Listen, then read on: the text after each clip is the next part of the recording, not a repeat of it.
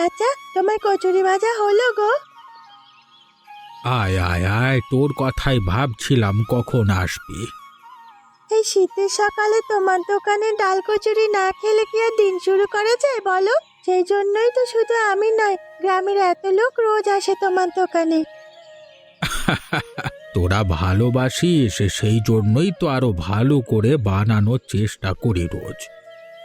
আর তো অপেক্ষা করা সম্ভব হচ্ছে না হাবিব মিয়া। যা ঠান্ডা পড়েছে, কুয়াশা ঢেকে আছে চারিপাশে, তার মধ্যে তোমার ডাল কচুরির গন্ধে পেটের খিদে একদম মাথায় উঠে গেছে। সত্যি চাচা, এবার দাও তো, না হলে পেটের ভিতর ছুঁচোর ডন মারা বন্ধ হবে না। খিদে একেবারে চোচো করছে।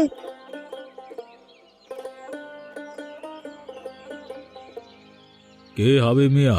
পচা তেলের কচুরি খাইয়ে ভালোই টাকা কামাচ্ছ তো নাকি? কেমন কথা বলছিস তুই রাজু?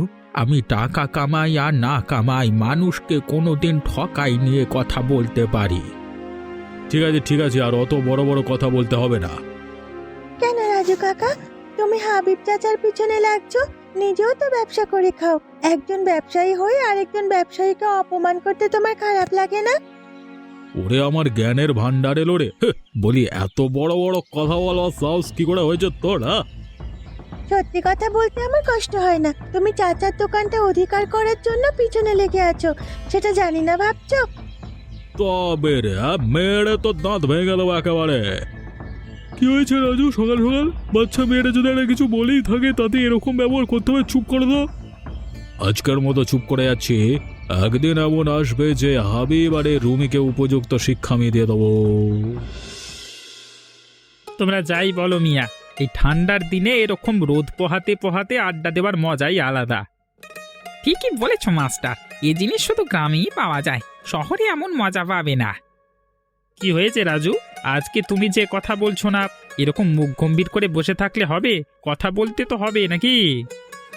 কি বলবো সেটাই তো বুঝতে পারছি না। গ্রামের কিছু লোক এমন মাথায় উঠে যাচ্ছে যে তাদের বিরুদ্ধে আর কথাই বলা যাচ্ছে না। কেন, কি হয়েছে? তোমাকে কেউ কিছু বলেছে? রাজুর মনে ব্যথা লেগেছে মনে হয়। হাজারো সকাল সকাল হাবিব মিয়ার দোকানে একটা বাচ্চা মেয়ের কাছে অপমানিত হয়েছে, তাই তো? আরে হ্যাঁ, হেসে নাও। একদিন আমি প্রমাণ করে দেব যে আমি যা বলছি তা মিথ্যে নয়। তা কি সত্যি কি মিথ্যে সেটাই তো বুঝতে পারছি না, একটু বুঝিয়ে বলবে তোমরা? আজকে আমি সকালে গিয়ে যেটা সত্যি সেটাই বলেছিলাম। হাবিব মিয়াকে সবার সামনে বলেছিলাম যে একই তেলে রোজ রোজ কচুরি ভেজে খাওয়ালে তেলটা পচে যায়, আর সেই পচা তেলে খাবার খাইয়ে লোকজনের শরীর খারাপ করেছো তুমি। সে কথা বলতেই ওই বাচ্চা মেয়েটা একেবারে ফোঁস করে উঠল, আর সঙ্গে সঙ্গে হাবিব যেন আমার উপর ঝাঁপিয়ে পড়ল। তবে যাই বলো হে, এই শীতের দিনে কিন্তু অমন ডাল কচুরির তো দোকানে তল্লাটে পাবে না। আর ওই জিনিস খেয়েও মজা, তাই গ্রামের লোকেদের থেকে তুমি কি আর ওই আনন্দ কেড়ে নিতে পারবে? আমি তো কোনো আনন্দ কেড়ে নিতে চাই না, আমি শুধু স্বাস্থ্যের দিকটা জানাতে চাই। যদি নিয়ম না মেনে কাজ করে সে তাহলে কোনো অধিকার নেই লোকের ক্ষতি করবার তার। ব্যাপারটা তুমি খারাপ বলছো না, তবে ওর থেকে এখন লোকের টান বেশি। ঠিক আছে, যদি তাই হয় তাহলে প্রমাণ করে দাও যে ও ভেজাল পচা তেলে রান্না করে। যদি করতে পারো তাহলে না হয় একটা ব্যবস্থা করা যাবে। ঠিক আছে, আমি দুদিনের মধ্যে প্রমাণ করে দেব। তারপর আমিও দেখব, দেখাবো কি করে এই বুড়ো দোকান চালায়। কিরে ফিরোজ, সন্ধ্যাবেলায় এসেছি, একটু মুড়ি বাতাসা দিই? হ্যাঁ।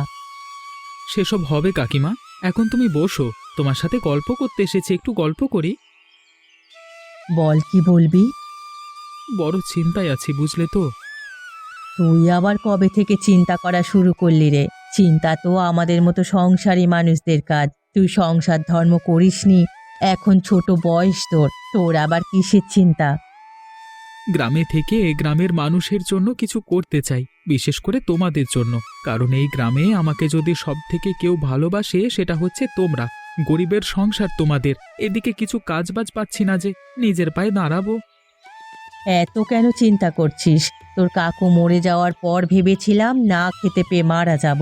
চলে যাচ্ছি তো কোনো রকমে রুমিকে নিয়ে।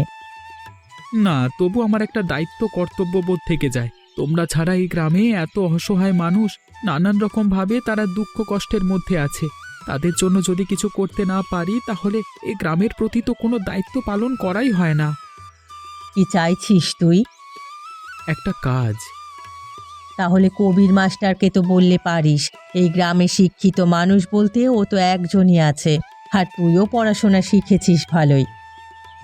বলেছিলাম তো মাস্টারকে, এখনো তো কিছু জানালো না। দেখি কালকে একবার যাব। ঠিক আছে, এত চিন্তা করিস না। দাঁড়া, তোর জন্য আমি খাবার নিয়ে আসছি। একটু বস, আগে হেরিকেনগুলো জ্বালিয়ে দি। বড্ড অন্ধকার হয়ে যায় শীতের বেলায় তাড়াতাড়ি। বাবা দাঁড়াও, একটু কথা আছে তোমার সাথে। কি হয়েছে রে মা? দোকানে যাবার সময় আবার পিছু ডাকলি কেন? তোমার দোকানে যে ঝামেলা হচ্ছে, তুমি আমাকে না বললেও আমি সব খবর পাই। কি আর করব বল, কপালে যা আছে তাই হবে। আমি তো কোনো দোষ বা অপরাধ করিনি। লোকে যদি হিংসে করে, আমার দোকানে যেচে ঝামেলা করে, আমি কি বলবো বলতো? আমি জানি তুমি কোনোদিন কোনো অন্যায়ের সাথে আপোষ করনি, আর করবেও না। আমিও কোনোদিন করব না। তবে শুধু এতটুকুই বলি, যাই হয়ে যাক সাবধানে থাকবে। ওরা কিন্তু লোক ভালো নয়।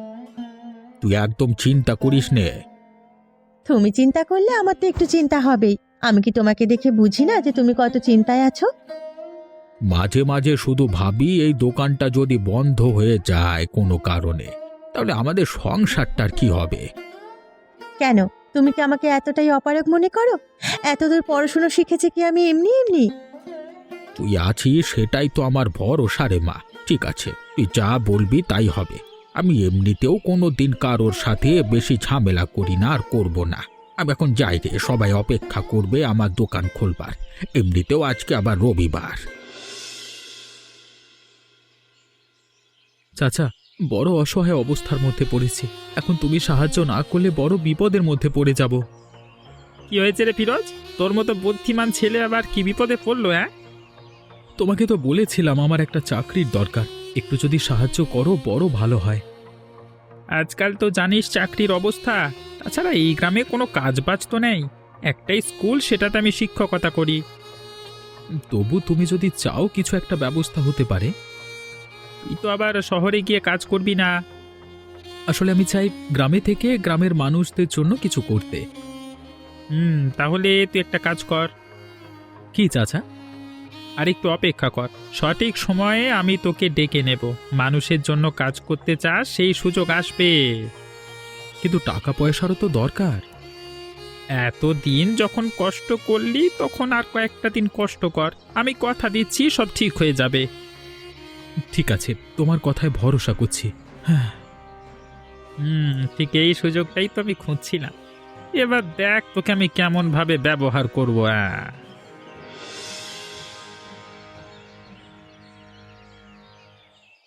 মাস্টার মশাই, আপনি যা চেয়েছিলেন নিয়ে এসেছি। কি নিয়ে এসেছো দেখি? বড় অসময়ে এসে বিরক্ত করলাম মনে হচ্ছে। স্কুল থেকে সবে এসেছেন নাকি আপনি? না না, ঠিক আছে, দেখাও না, কি দেখাবে দেখাও।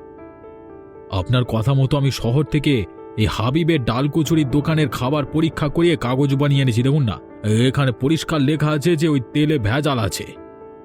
ওই দেখি। সত্যি তো। আরে এতদিন ধরে আমাদের সবাইকে বোকা বানাচ্ছিল নাকি? তাহলে এবার বলুন আমাদের কি কর্তব্য করা? আমরা কি এখনো হাতের উপর হাত রেখে বসে থাকবো চুপ করে? না না, একদম তা করা যাবে না। আমাদের কিছু একটা ব্যবস্থা করতেই হবে।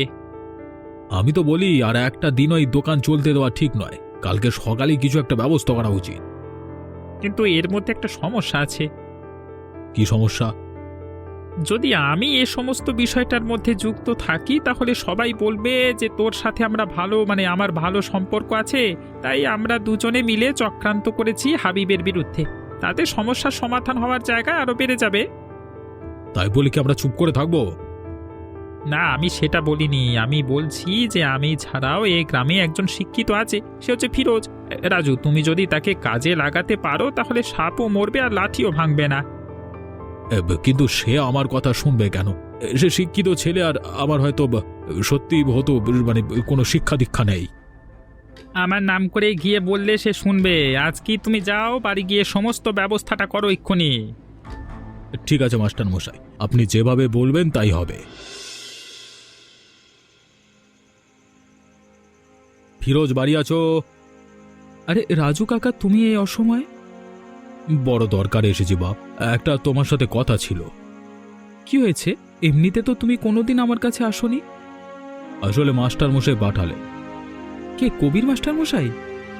হ্যাঁ, উনি বললেন যে তুমি সাধারণ মানুষদের জন্য কিছু ভালো কাজ করতে চাও এবং তুমি ওনাকে বলে এসেছো, তাই আমাকে পাঠিয়েছেন। আরে বাহ, তাহলে তো আমার দিন খুলে গেল। তুমি ভেতরে এসো কাকা। এবারে বলো কি হয়েছে? তোমাকে এমনি বললে তো তুমি বিশ্বাসই করবে না, তাই সমস্ত কাগজপত্র নিয়ে এসেছি। আরে কাগজপত্র ছাড়ো, মাস্টার মশাই বলেছেন যখন, তখন মুখের কথাতেই কাজ করব আমি। উনি খুব ভালো মানুষ তো।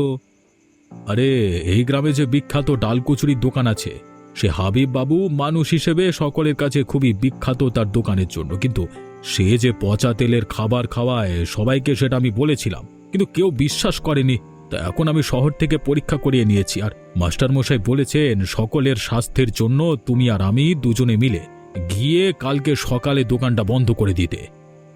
উনি শেষ পর্যন্ত এমন কাজ করছেন? তাহলে আর বলছি কি, এই যুগে মানুষ স্বার্থের জন্য সব কিছু করতে পারে। তুমি যাবে তো ভাই? মাস্টার মশাই যখন বলেছেন তখন নিশ্চয়ই সবকিছু যাচাই করেই বলেছেন, আর গ্রামের মানুষের যাতে ভালো হয় আমি সেই কাজই করব। ঠিক আছে, আমি কালকে সকালেই যাব, চিন্তা করতে হবে না। ও, অসংখ্য ধন্যবাদ। আমি আমি আমি এখন যাই, কেমন যাই?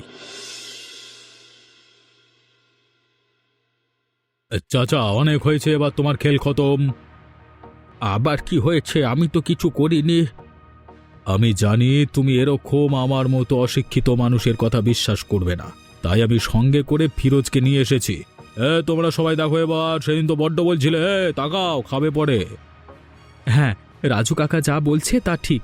এই মুহূর্তে চাচা তোমাকে দোকান বন্ধ করে দিতে হবে। কিন্তু কেন বাপ? তোমরা তো সবাই জানো যে এই দোকানটা ছাড়া আমার সংসার চালানোর কোনো উপায় নেই। কিন্তু তার জন্য তুমি পচা তেল খাইয়ে লোকের শরীর খারাপ করবে, এটা তো কোনো কথা নয়। আমি আমি আমি লোককে পচা তেলের খাবার খাইয়েছি? তোমার খাবারের পরীক্ষা অনুযায়ী শহর থেকে এই রিপোর্ট এসেছে। এখানে পরিষ্কার বলা হয়েছে তোমার দোকান বন্ধ করে দেওয়ার জন্য। ছি ছি ছি ছি, হাবিব মিয়া, আমরা তোমাকে এতটা ভরসা করতাম, তুমি কিনা সত্যি আমাদের পয়সার জন্য এভাবে ঠকালে। করে তো ভরসা করাই যাবে না, কারণ অস্থানে মেরে দিয়ে চলে গেল। তোমরা তোমরা বিশ্বাস করো, আমি কোনো দিন এমন কাজ করিনি। আমি জানি না এই কাগজে কি লেখা আছে, এসব মিথ্যে। ওসব তোমার নাটক অনেক হয়েছে চাঁদু, এক্ষুনি দোকান বন্ধ করে ভাগো এখান থেকে। তোমরা দেখছো কি, তোমাদের এতদিন বিষ খাইয়েছে আর তোমরা কিছু বলতে পারছো না। এই দোকান বন্ধ করো, যত সব ভং চক দোকান এই বন্ধ, ভেঙে ফেলতো, মার সালাদের। আমি আমি আমি তোমাদের কাছে হাত জোর করছি ভাই, আমার দোকান তোমরা ভেঙো না। আমি দোকান বন্ধ করে তালা লাগিয়ে দিয়ে চলে যাচ্ছি।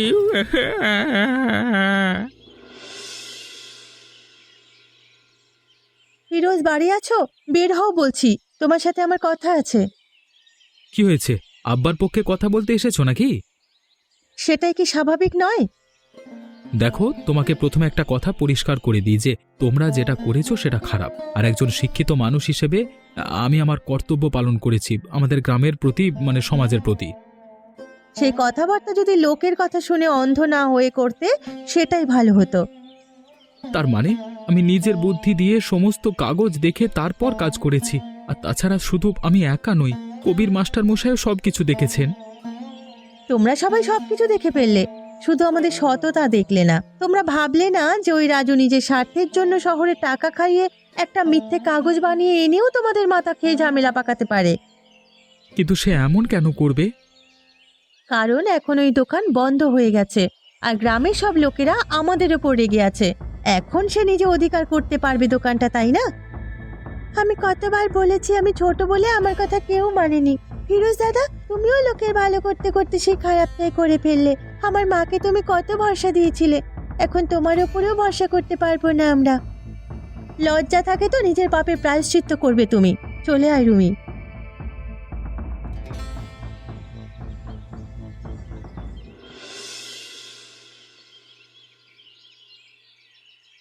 রাজু কাকা, কি করছো তুমি?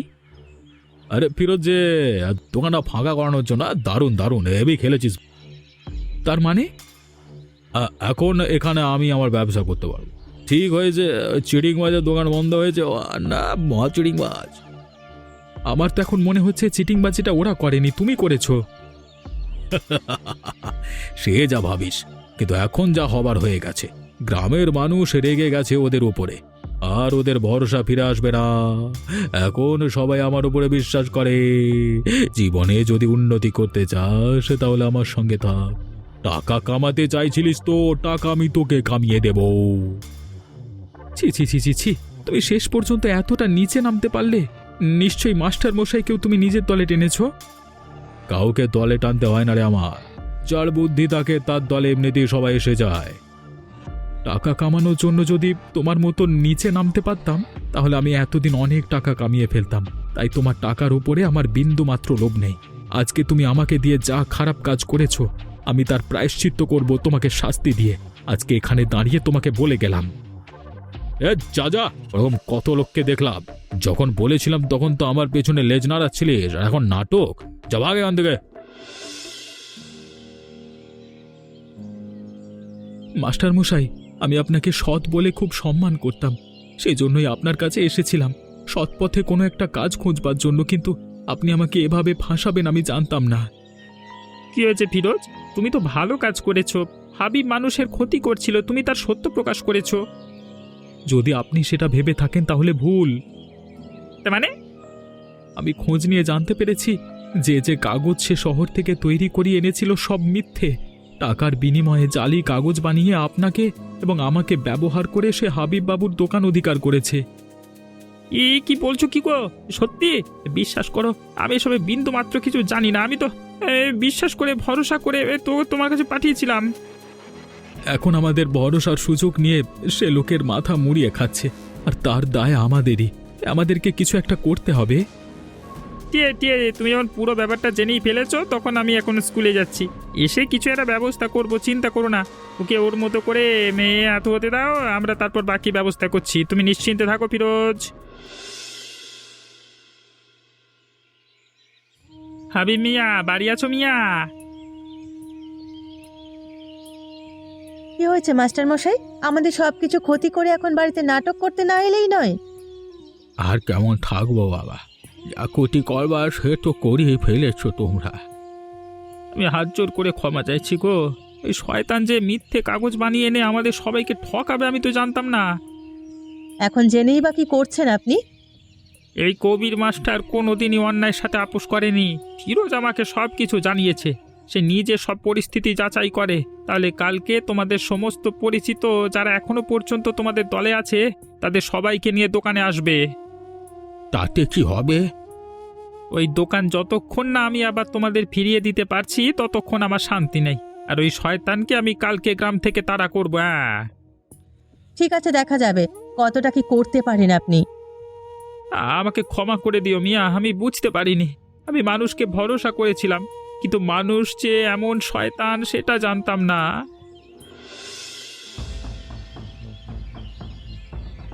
বেটা দোকান অধিকার করবি, এবার দেখ তোকে কি করি। কি যে এত লোক নিয়ে এসছিস কেন তুই? একদম গলা উঁচু করে কথা বলবি না। মিথ্যে জালি কাগজ বানিয়ে আমাদের ঠকিয়ে তুই হাবিব মিয়ার দোকান অধিকার করেছিস। হ্যাঁ, মেয়েরে তোর হাড় ভেঙে দেবো আজকে। আমার স্বামী মারা যাওয়ার পর আমাদের অনেক ক্ষতি করেছিল এই রাজু। তোমরা সবাই দেখেছো কি? মারো শালাকে। বাবা, বাবা, ছাড়ো ছাড়ো, ছেড়ে দাও। কেউ ছাড়বে না তোমাদের আজকে। আমরা ভালো মানুষ, আমাদের পর্যন্ত তুমি খারাপ প্রমাণ করেছো লোকের সামনে। আজকে তোকে মেরে ফেলবো রে শয়তানের বাচ্চা। হাবিব মিয়া ভালো মানুষ, আমরা জানতাম। তুই শুধু শুধু খারাপ প্রমাণ করেছিস সবার সামনে শালা। আমি স্বীকার করছি, আমি কাগজ টাকার বিনিময়ে দোকান অধিকার করবার জন্য বানিয়েছিলাম। ছেড়ে দাও বাবা, মেরো না আমাকে, ও লাগছে তো। তোমরা ছেড়ে দাও, ও ভুল করেছে, ওর উচিত শিক্ষা হয়েছে। আমার দোকান আমারই থাকবে। বেকার একটা মানুষকে মেরে তোমরা পাপের ভাগীদার হইও না। তবে তোকে আর কোনোদিন এই গ্রামে যেন দেখতে না পাই। আর দেখতে পাবে না, চলে যাচ্ছি। ধন্যবাদ, ধন্যবাদ ফিরোজ, ধন্যবাদ মাস্টার মশাই। তোমাদের জন্য আবার আমি আমার দোকান ফিরে পেলাম। আবার আমরা সবাই শীতের সকালে হাবিব চাচার দোকান থেকে ডাল কচুরি কিনে খাবো। কি মজা কি মজা। আমাকে এবার আশা করি তুমি ক্ষমা করে দিয়েছো জামিলা। ক্ষমা না করে কি আর পারি? তোমরা সবাই শোনো, সবাই দেখো খারাপ কাজ করলে কেমন শাস্তি হয়। হ্যাঁ, তা তোমরা সবাই ভালো রাস্তায় থেকো, তাই জন্য